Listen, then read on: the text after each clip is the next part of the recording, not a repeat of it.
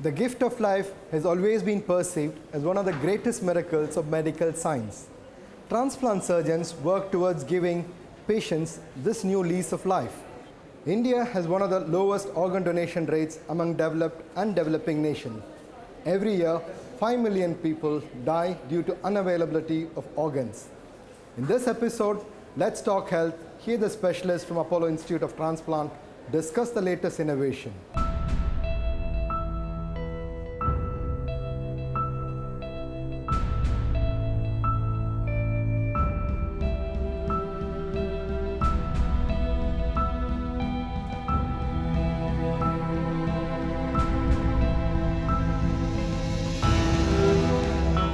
Transplantation represents one of the best examples of the scientific achievements of medical science.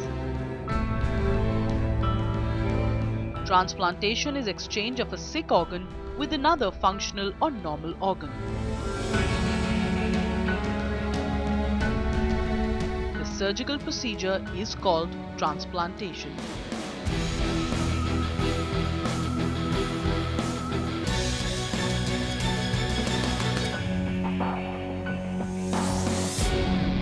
Transplantation is a big word. For the first time that a patient hears it, they are desperately hoping that you will come up with some concessions. By and large, people who reach us as a tertiary referral practice, they all need a transplant.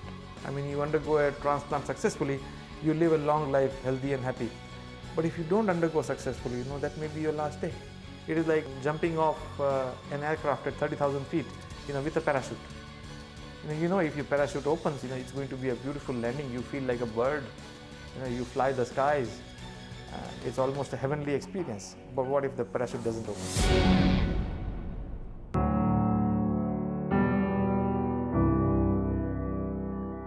The number of patients desperately needing a transplant far outnumbers the available organs.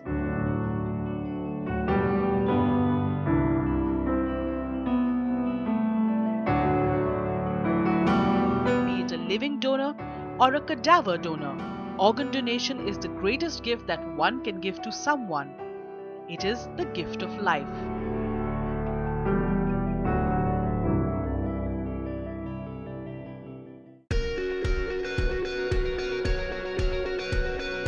Leela, a mother of 3 and a successful businesswoman, was a carefree, vivacious person.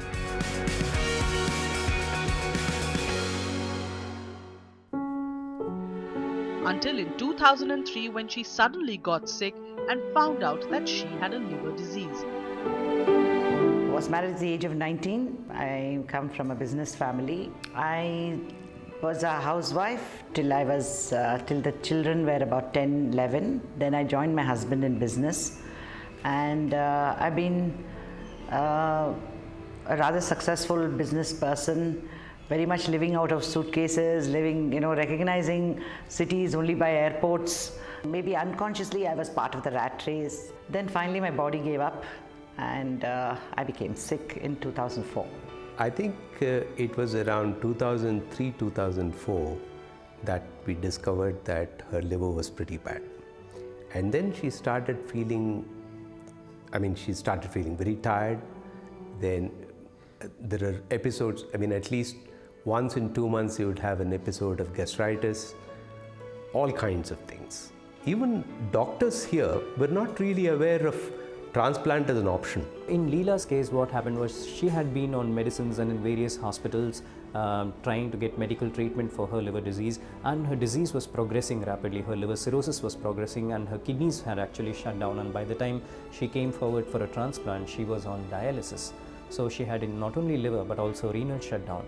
But with testing, we ascertained that her kidney injury was probably acute and secondary to the liver failure, and that what was important was that she needed a liver transplant early. The very first thing is when somebody tells you you're ill, your first thing is, it can't happen to me.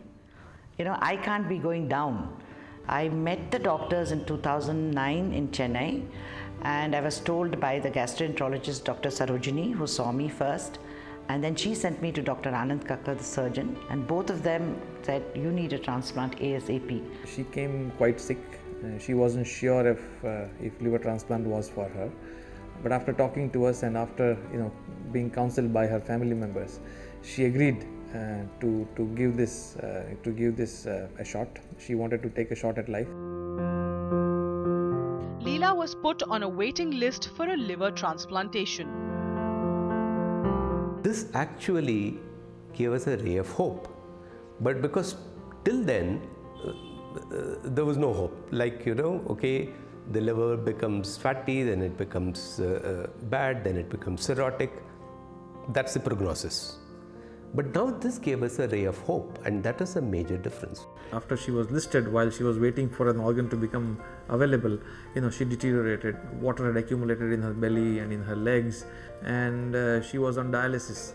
She was almost comatose at the time of transplant. And I distinctly remember that a brain dead patient was identified in a hospital in Coimbatore, and our team flew to Coimbatore.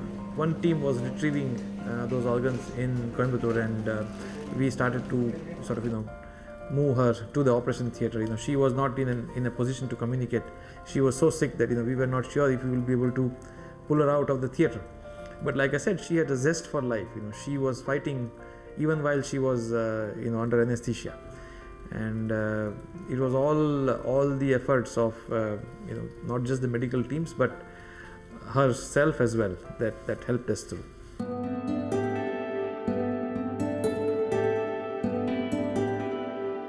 It was a successful surgery, and post-surgery a lot of precautions have to be taken to avoid infections.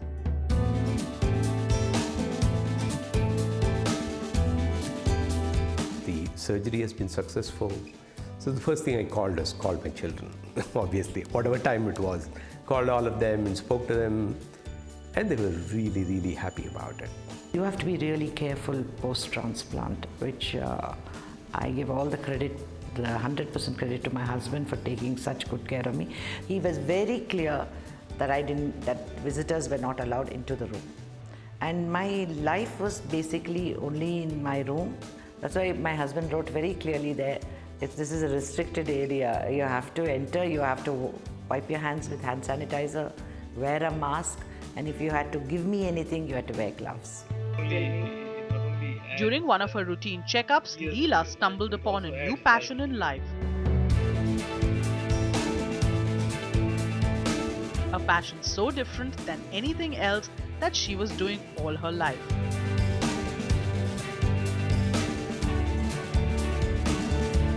Post-surgery, when I went to Madras for a checkup, I had come to Bangalore and I had gone back to Madras for a checkup, my first checkup. Dr. Anand Kakkar asked me, he said, what are you going to do now? I don't know how it just came out that I said astronomy. I knew there was a lot more to the universe than I knew, and I wanted to learn it. A lot of people have told me things like, oh, you're lucky to be alive. The doctors themselves would say things like, you are a terminal case, did you know that? And I just looked at it, I said, in the grand scale of things, I said, I'm so small. When I look at the universe, I see so many galaxies. Every galaxy has billions of stars. I'm sure even in our galaxy, there's more life than what we expect. So who am I in this 13.7 billion years of creation? Who am I? Kalyan has never seen her look better and couldn't be happier with her recovery. If you see that somebody who is normally look like a vegetable continues to be a vegetable, it's fine. But somebody who's bubbly and enthusiastic and has such a strong hold on life, if you see her in that kind of a situation, and then she comes back to that bubbly self, that was a major, major change. Seriously, I started believing one thing is paid future. Whatever I'm going to do, somebody has donated an organ to me. The only way I can repay that back is by living a full life. It has been a matter of huge joy and satisfaction to us that we have been able to allow somebody so positive to continue life and celebrate life. With her, we discovered this line called celebrating a second chance to live. It's not a new lease of life. It is life. It's new. It's a completely different method of living. And I think That is the most wondrous gift.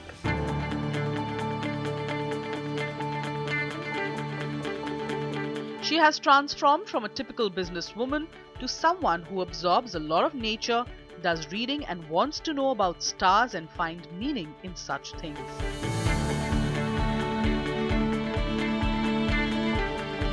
My new lease of life, it makes such a difference to me.